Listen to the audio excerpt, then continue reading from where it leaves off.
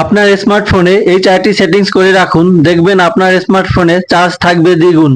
Number 1, প্রথমে phone থেকে সেটিংসে চলে যাব, তারপরে স্ক্রল করে নিচে গুগল অপশনে ক্লিক করব, তারপরে এখানে অল সার্ভিস এই অপশনে ক্লিক করব, তারপরে স্ক্রল করে নিচে ইউজেস অ্যান্ড ডায়াগনস্টিক এই অপশনে ক্লিক করব, তারপরে এই অপশনটি অন থাকলে অফ করে দিব।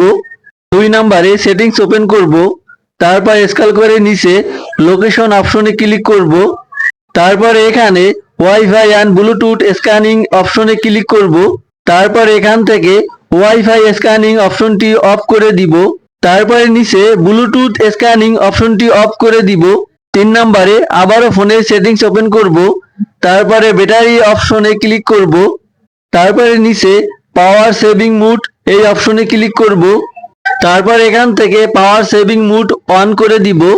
4 নাম্বার সেটিংস, এই জন্য গুগল প্লে স্টোর ওপেন করব, তারপর উপরে প্রোফাইলে ক্লিক করব, তারপরে নিচে সেটিংস অপশনে ক্লিক করব, তারপর এখানে জেনারেল অপশনে ক্লিক করব, তারপরে নিচে থিম অপশনে ক্লিক করব, তারপর এখান থেকে ডার্ক অপশনটি সিলেক্ট করে ওকে করে দিব।